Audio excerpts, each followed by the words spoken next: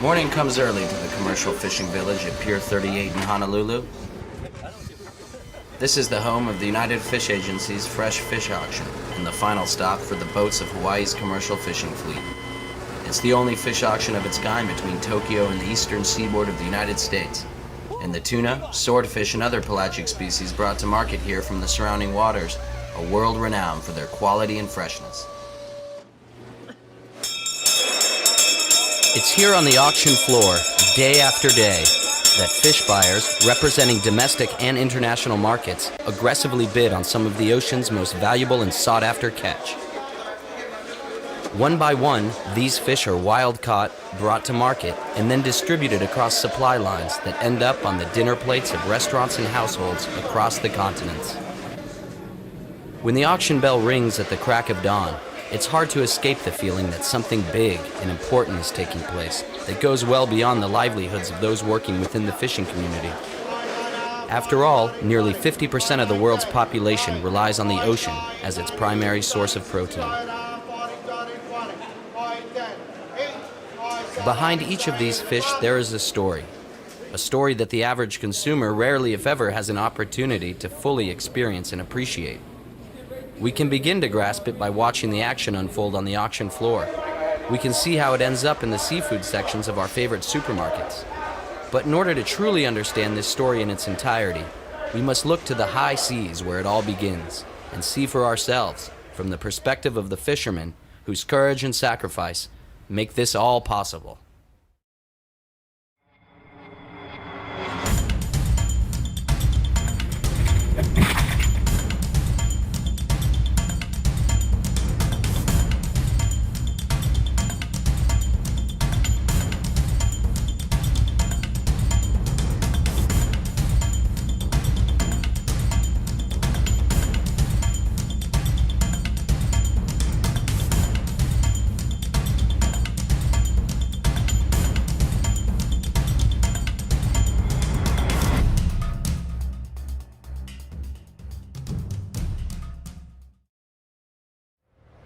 Meet Captain Wang Gia-an.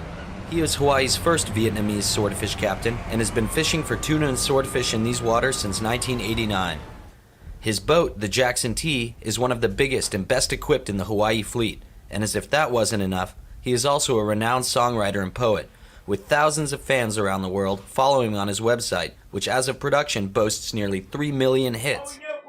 Wang is a larger-than-life character, and I knew he'd be the perfect captain to help me understand and experience the sights, sounds, and adventure of a Hawaii longline fishing trip. In late March, I caught up with Wang at Saigon Pho in Honolulu to talk fishing over a bowl of Chinatown's finest noodle soup.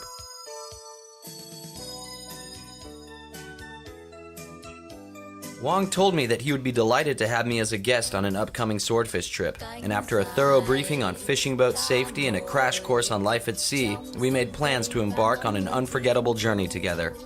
My goal was simple: to experience the seldom seen aspects of the Hawaii fishing industry firsthand, to learn where the fish of the Hawaii Fish Auction come from, how they are caught, and to personally meet the unsung heroes operating behind the scenes of this high-energy industry. Little did I know at the time that I would never again look at the fish section of a market or the menu of a seafood restaurant the same way again.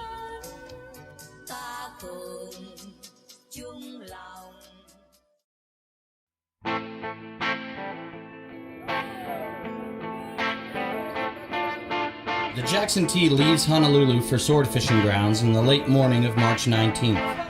The season is already well underway, and in order to find the elusive fish this late in the game, Captain Wang decides to travel 500 miles to the northwest, where his plan is to intercept the fish as they move south to warmer waters. Wang has supplies to last for up to 6 weeks out at sea, and he's prepared to spend all of it in order to fill his boat. But after more than 3 decades of fishing, Wang knows that there are no guarantees in this business. A successful trip takes much more than just hard work and experience to pull off. That to some extent, it comes down to sheer luck, and he's prepared for this as well.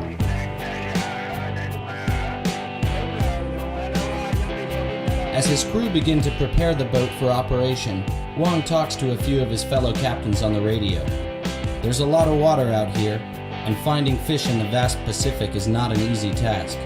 By working together, Wang and his fellow fishermen stand a better chance at finding the proverbial needle in the haystack.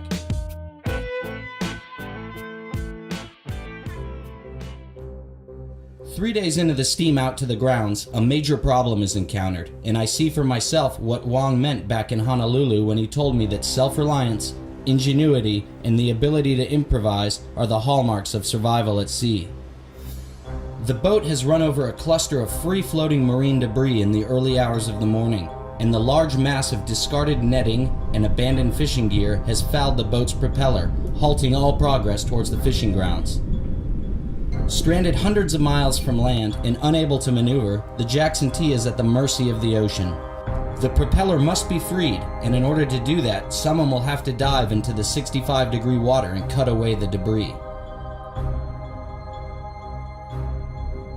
Only one man aboard possesses the skills and courage needed to complete this feat, and as the Jackson T's crew ready the compressed air tank and fasten the ladder to the stern, deckhand Takoi of Kiribati dons his mask and wetsuit and prepares for his mission. What Takoi is preparing to do is extremely dangerous. 5-foot seas and strong currents are just the beginnings of the hazards that Takoi now faces. The water is numbingly cold, and one careless mistake could result in disaster for the fishing operation and serious bodily harm for Takoi.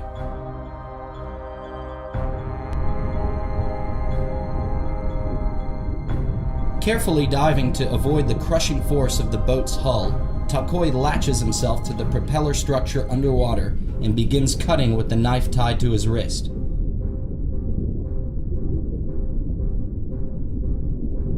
He must work quickly in order to get as much debris freed as he can before being forced to come up.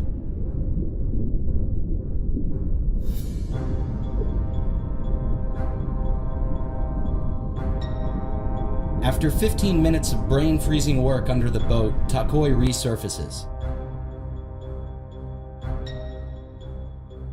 He is despondent from the cold and must warm himself in the boat's engine room for several minutes before he can even report on progress.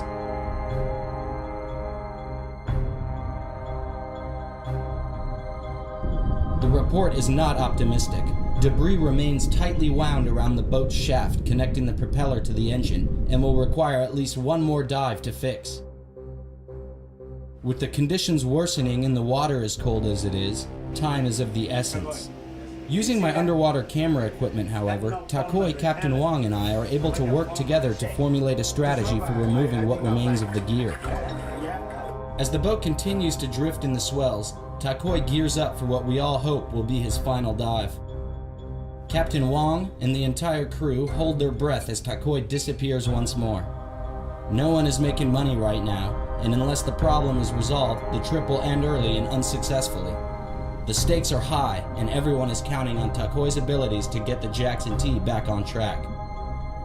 The boat's transmission is not designed to operate with rope tied around the shaft and propeller, so nothing can remain.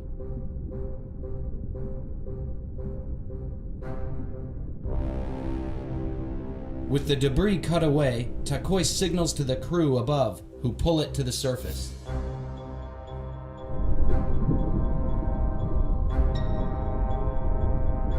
When he finally comes up from below, there's a collective sigh of relief, as Takoi indicates he has been successful in removing the debris. This incident could have doomed the entire trip, but through hard work and resourcefulness, not to mention tremendous courage on the part of Takoi, the Jackson T is once again on its way to the grounds and back in a position to catch fish. This incident has been a reminder that out at sea, these fishermen have no one to rely on but themselves, and that failure to deal with the challenges they face can have disastrous consequences. For me, this has been a harrowing experience, but for Captain Wang and his crew, it's just another day at the office.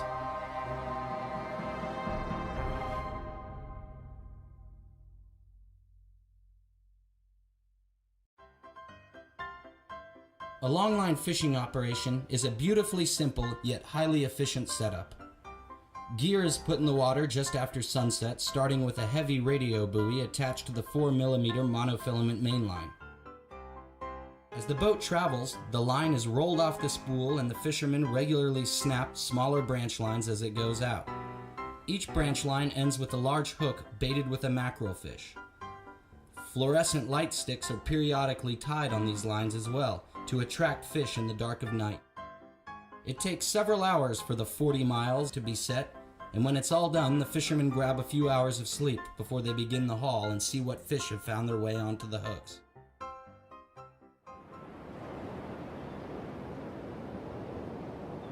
It's just after 5 a.m. on March 29th, and Captain Wong and his crew have reached the fishing grounds, set their gear, and are about to begin the first haul of the trip. The gear has been soaking for several hours now, and as the crew suit up for the day's work, a single thought occupies their minds. Will the 40 miles of area covered by last night's set yield fish, or will the Jackson T have to look elsewhere for the means to fill their hold? As the sun begins to rise, the radio buoy is brought aboard, the main line is tied to the spool, and the haul is officially underway. I can barely contain my excitement as the first leaders are retrieved from the main line and coiled into the hook boxes. It's just a matter of time before one of these hooks comes to the surface with a big fish on it. The weather is nice and the crew is settling into a routine, working together to efficiently bring hooks in, coil the branch lines and buoys, and run the boat. Deckhands Day and Chin are working the roller this morning, which means it will be they who first determine that a fish is on. About an hour into the haul, the main line gets tight and the action begins to heat up. Chin slows the boat down as a branch line bearing the weight of a large fish approaches the roller block. Day skillfully unsnaps this leader from the main line and almost simultaneously attaches it to a 30-meter fight line that the crew will use to bring the fish to the boat by hand. A large swordfish is far more powerful than any one of these fishermen alone, so rather than try to overcome the fish by aggressively pulling on the line, they skillfully give and take slack according to the fish's movements. Day and Chin can tell immediately that they are dealing with a large fish, and the whole crew springs to action in order to land it. At this point, the fight has just begun, and if they want to avoid losing the first big catch, they must work together quickly and skillfully. Chin maneuvers the boat while Day and the crew continue to fight the fish from the port side. The fish is thrashing and diving below the surface in a final attempt to free itself. When it finally breaks the surface, the crew quickly secure it with well-placed gaffs to the head and bill area. It's time to exercise some brute strength as the fish is hoisted out of the water and onto the deck.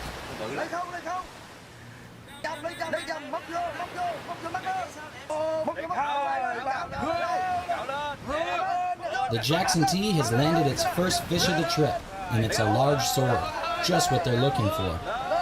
With the sword on deck, the work is just beginning though. As Takoi sets to work cleaning and dressing the catch, the rest of the crew untangle the gear and get right back to hauling.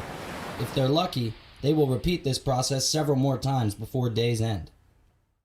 As the afternoon comes to a close, Captain Wong is pleased to have caught 2,500...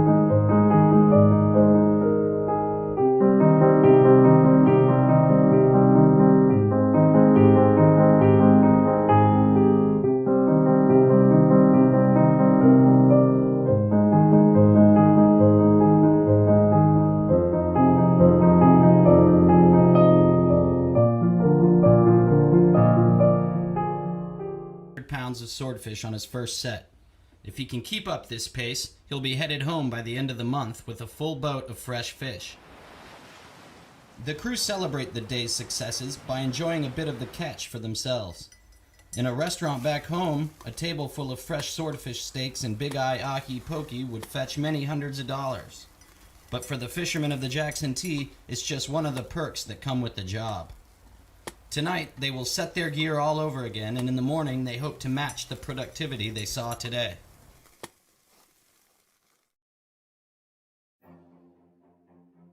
The second haul is off to a quick and promising start. The sun has only begun to rise, and the Jackson T has a massive swordfish on the line. Because it's early in the haul and this portion of the gear hasn't been in the water very long, the fish has an enormous amount of fight in it, and if Captain Wong wants to land it, he will have to check the fish's energy and strength with technique and skill. The sword is diving deep now, and at its current pace, it will reach the end of the fight line and easily overcome the crew. In response, Wang orders Day to attach a 10-gallon buoy to the line. The buoy will provide enough resistance to keep the fish from diving further, and it will begin to tire enough for the crew to haul it in. After about 10 minutes, the buoy is recovered and the crew attempt to haul it in. But the fish has not resigned yet. It dives again, this time under the boat into the starboard side. The crew must quickly bring the fight line around the stern before the fish can drag it against the hull and part the line. After another 15 minutes' time, it appears that the fish is finally within reach. As it comes to the surface, the crew at last see the size of the sword they've been fighting. This sword weighs over 600 pounds. Bringing a sword of this size onto the boat is no small feat either. And with the animal still very much alive, it can be extremely dangerous. Using the boat's hydraulic lift, in addition to several well-placed gaffs, they manage to hoist it up and get it on the boat.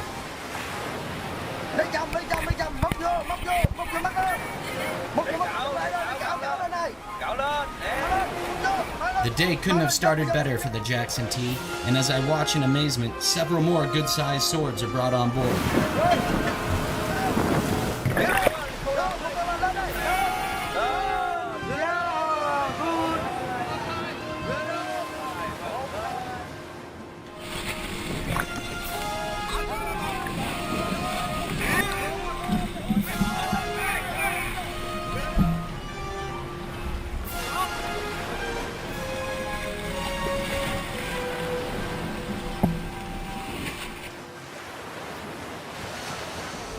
Because the Jackson T is out at sea for several weeks, preserving the freshness of the fish is of the utmost importance. The buyers back at Honolulu Fish Auction are experts in determining quality, and there's no way around it. To get a good price, the fish must be in excellent condition. Over the years, Captain Wang has developed a method that is quite impressive. After being thoroughly dressed and cleaned on deck, each fish is placed in a large cooler of ice water. This brings its core temperature down to around freezing. Next, each fish is packed in ice in a temporary area of the hold for several hours before being repacked in its final spot. In this manner, when the fish are finally brought to market, Wang can rest assured knowing that he has done all he can to ensure the quality of his catch. Between catching, cleaning, and packing the fish, there is hardly a minute's rest on the deck of the Jackson T. As soon as the deck is cleared, more fish are brought on and the process continues all over again. Unlike other jobs, however, where heavy workloads result in complaints and low morale, on a fishing boat, this intense workload is what pays the bills and puts money on the table. Rất là lo lắng, không phải tôi lo lắng riêng bản thân mình, tôi lo lắng nguyên cả anh em, nguyên cả người trên tàu, bất kỳ người nào tôi cũng lo lắng cho nhau hết, để đùm bọc nhau sống ở trên thương trường ngoài biển. So far, Captain Wang has little to complain about. After a near disastrous start to the trip, he is catching fish. He can only hope that his luck will prevail and he can continue to fill the hold at the current pace.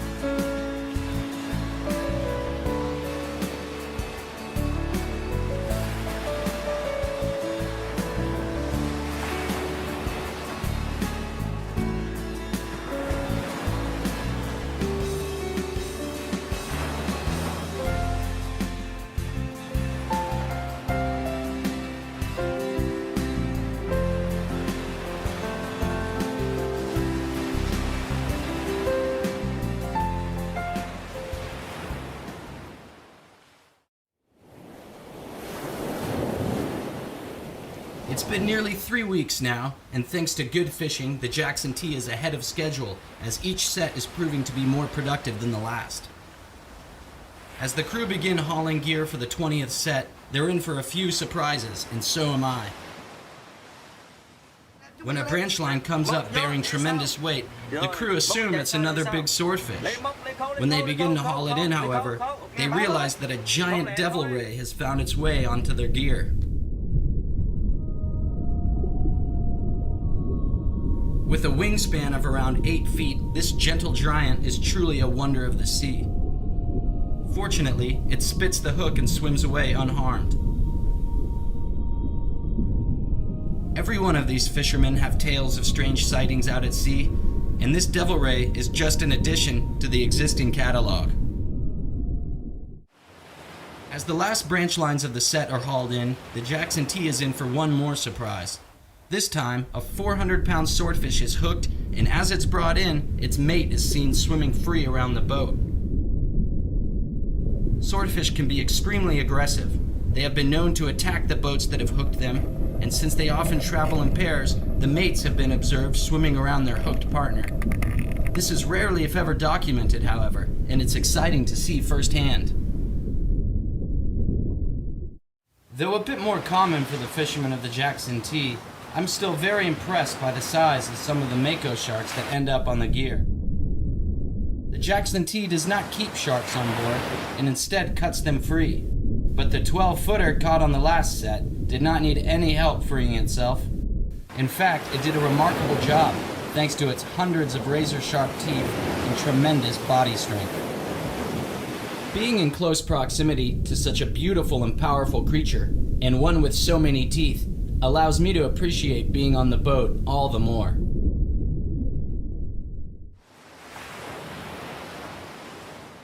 It's now nearly the end of April, and Captain Wong has nearly filled his boat. A few more good sets and he'll be headed in, hoping for a high market price and a good end to his trip. It's been 4 weeks of fishing out on the high seas. The fishermen of the Jackson T have worked virtually non-stop during this time in weather conditions varying from beautiful to quite rough. Day after day, they have set their hooks, hauled them in, and worked hard to board their catch. I asked Day what it's like to work out here on the high seas, and I'm impressed with his outlook on this demanding way of life. Bây giờ công nhận bây giờ đang đi vô tới bờ, cảm giác cho người rất là thoải mái. Trong hành trình một chuyến đã đi toàn thành công. Khi vô bờ rồi mà nghỉ được vài ba ngày thấy người rất khỏe khoắn lại. Bắt đầu trong thời gian mình đã đi làm lâu. Rồi bắt đầu khi mà khỏe khoắn rồi bắt đầu là mình tiếp tục mình đi nữa. Thì công việc làm mà cứ đi về thì lúc con người mà được thoải mái là tốt hơn. Bây giờ đang chạy vô, mới lúc nhất là khi mà vô tới cảng rồi, khi bốc cá nên bán hết rồi á, mới lúc nhất là khi gặp bạn bè để chung vui được những ngày mà xa cách nhau và được gặp nhau rồi bắt đầu cùng nhau uống vài chai bia để chia sẻ những cái niềm vui mà khi mà mình đã đi lâu rồi bây giờ mình gặp lại.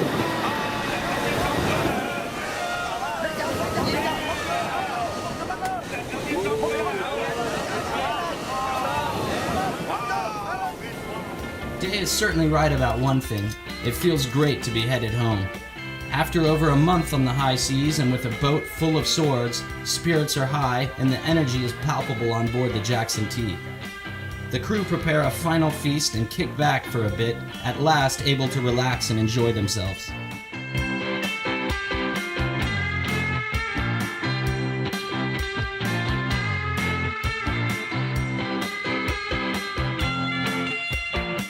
It takes several days to return to Honolulu from the fishing grounds, and Captain Wong is eager to know how strong the swordfish market has been this week.